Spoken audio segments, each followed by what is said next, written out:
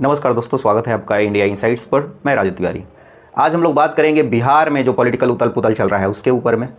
कई चीज़ें बिहार में घटित हो रही है। एक तरफ बिहार में मुख्यमंत्री नीतीश का जो है प्रगति यात्रा, और दूसरे तरफ लालू यादव के ही पक्षकार रहे पहले, उनके साला हैं सुभाष यादव, जिन्होंने लगातार एक से एक मिसाइल दागे हैं लालू यादव परिवार पर। दरअसल एक व्यापारी का अपहरण हुआ था वर्षों पहले, जब लालू यादव बिहार के मुख्यमंत्री हुआ करते थे। उनके शाला हैं सुभाष यादव। उनका कहना है कि उस अपहरण में अपहरणकर्ताओं और व्यापारी के बीच में, उनके परिवार के बीच में डील कराने में लालू यादव की भूमिका थी, और इनके एक करीबी थे, जाकिर नाम था उनका, और शहाबुद्दीन, उनके थ्रू उन्होंने ये पता करवाया था कि अपहरणकर्ता कौन है। और उनका कहना है सीधे सीधे कि सीएम हाउस से ही डील होता था अपहरण का जो केस था, कि कितनी राशि दी जाएगी, ली जाएगी। ये मामला आमतौर पे ऐसे बयानों से इनके लालू यादव के करीबी बचते रहे हैं, लेकिन ये जो फ्रंट खोला है सुभाष यादव ने, इसके पीछे की कहानी क्या है? दरअसल 2005 के बाद में जब लालू यादव की सत्ता चली गई, उनकी परिवार की सत्ता चली गई, उसके बाद में दो लोगों को, यानी कि दो जो मुख्य लोग थे लालू यादव के करीबी थे पहले, एक सुभाष यादव और दूसरे थे इनके भाई साधु यादव, दोनों को किनारा लगा दिया गया। और ऐसा किनारा लगाया गया कि लालू यादव के जो टोटल 7 पुत्री और 2 बेटे, 9 टोटल जो संतान हैं, उनमें से शायद ही कोई इनसे संपर्क में हो और इनसे संपर्क रखना चाहता हो। सारा का सारा ठीकरा जो है फोड़ दिया गया इन दो भाइयों पर, कि लालू यादव के बारे में जो कुछ भी गलत फहमियाँ पैदा हुई बिहार में, वो दरअसल इन दो भाइयों के कारण हुआ। यहाँ तक कि मीसा भारती का जब शादी हुआ, उसमें जब जिस तरीके से गाड़ियाँ उठाई गई शोरूम से, उसके बारे में जब पूछा गया सुभाष यादव से, तो उन्होंने बोला कि कोई बच्चा यादव हैं और एक और उन्होंने किसी का नाम लिया, कि वो लोग शामिल थे उस गाड़ी उठाने को लेकर। आज़ाद गांधी हैं कोई, वो शामिल थे। तो कई कहानियाँ जो है उन्होंने बताया। ये भी बताया कि जो अभी कुछ दिन पहले जो है प्रदेश अध्यक्ष थे पार्टी के, वो जगदानंद सिंह के बारे में भी बोल रहे थे कि जगदानंद सिंह ने बहुत सारे जो है, जब अपने माइनिंग मिनिस्टर थे उस समय, बहुत सारे लीज जो है उन्होंने नहीं दिए, जिस कारण से सड़क वगैरह नहीं बना। और जगदानंद सिंह पर भी उन्होंने एक तरह से रॉकेट लॉन्च किया। तो कई चीज़ बोल रहे हैं सुभाष यादव। एक तरफ लालू यादव पर भी हमलावर हैं, दूसरे तरफ उनके बेटे बेटियों पर भी हमलावर हैं, तेज प्रताप पर भी हमलावर हैं। तेज प्रताप जब उनको कंस कह रहे हैं मीडिया के सामने, तो वो पूछ रहे हैं कि कंस मैं कैसे हुआ। तो और उन्होंने बोला कि जब लालू यादव कृष्ण हैं, तो कृष्ण अगर वो हैं तो मैं कंस कैसे हुआ? कृष्ण का साला तो कंस नहीं थे, उनके मामा कंस थे। तो इस तरह की बातें चल रही है, और पूरा जो है इसमें मीडिया वाले को मिर्च मसाला मिला हुआ है। कहने के लिए बहुत कुछ है उनके पास में, सुनने के लिए है, सुनाने के लिए है, कहानियाँ गढ़ी जा रही है। लेकिन हकीकत क्या है? क्या वाकई में चीफ मिनिस्टर शामिल रहते थे अपहरण करवाने में?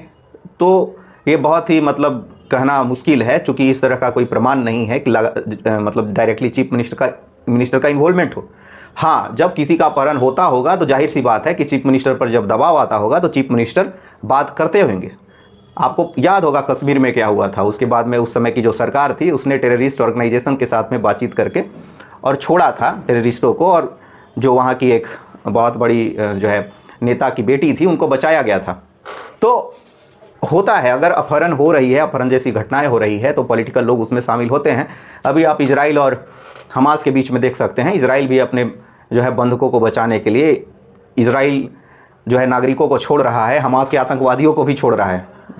हमास के आतंकवादियों को ये छोड़ रहा है, वो हमास जो है इसके नागरिकों को छोड़ रहे हैं। तो बातचीत दोनों की तरफ से होता है, डायलॉग होता है। इस तरह का जब क्रिटिकल सिचुएशंस होता है, तो बिहार में भी कमोबेश ऐसा सिचुएशन रहा है। लेकिन कारण क्या है? सुभाष यादव अचानक से क्यों हमलावर हैं? इनके पहले इनके भाई साधु यादव हमलावर थे। तो दरअसल नेपथ्य में चले गए हैं और इनको कोई पूछ नहीं रहा है। 2004 से 2010 के बीच में राज्यसभा से ये सांसद रहे, तो 2010 तक तो इनका ठीक ठाक से पॉलिटिक्स चलता रहा, चूँकि वो सांसद रहे। इसके बाद में अभी इनको पेंशन वेंशन मिलता होगा, लेकिन जो मुख्य धारा है पॉलिटिकल, उससे वो ये कट गए। अभी ठीक ठाक इनका उम्र है, 57 के आसपास में इनका उम्र हो रहा है, तो अभी ये राजनीति में रह सकते हैं, शरीर से बुलंद हैं।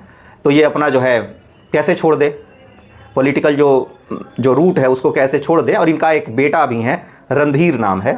तो रणधीर जो इनके बेटे हैं, वो लोक जनशक्ति पार्टी से जुड़े हुए हैं। तो आप समझ सकते हैं, अब जो है आप आसानी से समझ सकते हैं कि क्या चाहते हैं ये। तो लोक जनशक्ति पार्टी रामविलास यानी कि चिराग के पार्टी से इनका बेटा का जुड़ाव है। और कहा यह जा रहा है कि कहीं ना कहीं इस तरीके से बयानबाजी करके ये अपने बेटे के लिए टिकट पक्का करना चाहते हैं। और ये जितना ज़्यादा बोलेंगे लालू परिवार के खिलाफ में, उतना ज़्यादा मीडिया में कवरेज होगा, लालू परिवार के खिलाफ बातें होगी, जदयू करेगी बात, भारतीय जनता पार्टी बात करेगी, और इससे सीधा सीधा जो है फ़ायदा वो होगा एनडीए को। और ये चाहते हैं कि हम बने रहे लाइमलाइट में, ताकि हमारे जो बेटे हैं, ऐसा मीडिया में खबर आ रही है कि इनके बेटे जो हैं उनको आसानी से टिकट उपलब्ध हो सके। क्योंकि इनके बेटे को तो Bharatiya Janata party directly ticket देगी नहीं, हो सकता है कि जदयू भी आनाकानी करे। तो इन्होंने एक रास्ता बना लिया है कहीं ना कहीं लोक जनशक्ति पार्टी के माध्यम से, जहां पर इनको टिकट इनके बेटे को मिल सकता है। आमतौर पर यह देखा जाता है कि यदि कोई इस तरह का चेहरा हो तो उसको जो पार्टियां हैं एनडीए में घटक दल शामिल, उससे उनका जुड़ाव कर दे। तो ये जो है बातें चल रही है। और इस बीच ये भी खबर आ रहा है कि बिहार में बीजेपी की जो है चुनावी सर्वे का काम जारी है। जो विधानसभा का रिपोर्ट जाना रहता है उसको भी तैयार किया जा रहा है। हालांकि राजद का इस संबंध में क्या है और जदयू का ये स्पष्ट नहीं है। हमने कोशिश किया पता करने का, लेकिन उनका पता नहीं चल पा रहा है। तो राजद किस आधार पर जो है टिकट बंटवारा करेगी, ये भी देखना दिलचस्प होगा। उधर बिहार में पिछले एक महीने के अंदर, सवा महीने के अंदर दो बार राहुल गांधी भी आ चुके हैं। तो वो भी कहीं ना कहीं वापस उतनी ही सीट चाहते हैं, कम से कम जितनी सीट पर उन्होंने पिछली बार फाइट किया था। हालांकि उनको उतनी सीटें देने के लिए राजी नहीं दिख रही है आरजेडी। आप देख लेंगे जब बयान सीधे लालू यादव का या फिर उनके परिवार के किसी भी सदस्य का, तो थोड़ा सा तो आनाकानी चल रहा है। और इसको भांपते हुए राहुल गांधी ने थोड़ा सा जो है टाइट किया है नट बोल्ट को, बिहार के कांग्रेस को, ताकि कुछ चीज़ें जो है उनके पक्ष में आ सके। उधर जो है मुकेश सहनी का भी जो है वजन बढ़ चुका है, और मुकेश सहनी को भी लेकर एनडीए और जो महागठबंधन है दोनों के बीच में रस्साकसी का खेल जारी है। अब देखना होगा कि जो मुकेश सहनी है वो किसके पाले में बैठते हैं, क्योंकि कहा जाता है कि उनका अच्छा संबंध है एनडीए में, खास करके अमित शाह से। और ये भी कहा जाता है कि लालू यादव के बेटे तेजस्वी के साथ में भी उनका अच्छा संबंध है। तो मुकेश सहनी का क्या जो है प्रैक्टिकल तौर पर यूज करेंगे, दोनों पार्टी में से कौन सा गठबंधन यूज करेगा, ये भी देखना दिलचस्प है। हालांकि कुछ सीटों पर उनका भी प्रभाव है। और निश्चित रूप से जीतन राम मांझी के बारे में भी देखना होगा कि वो कितने सीटों पर मान जाते हैं। लेकिन उथल पुथल चल रहा है, प्रगति यात्रा भी चल रहा है नीतीश कुमार के। लेकिन इन सब के बीच में यदि आप देखेंगे तो ये निश्चित रूप से कहा जा सकता है कि आरजेडी फिलहाल मौन नजर आ रही है, अटैक नहीं कर रही है। उधर जदयू जो है वो लगातार हमलावर है जनसुराज पर, और जनसुराज के निशाने पर रहे हैं नीतीश कुमार। तो एक दूसरे के विरुद्ध जो है दोनों अपना जो है पिनाका मिसाइल चला रहे हैं, जिसको कि कंधे पर रखकर चलाया जाता है। तो आराम से जो है 10-10 जो है मिसाइल छोड़ रहे हैं एक दूसरे पर।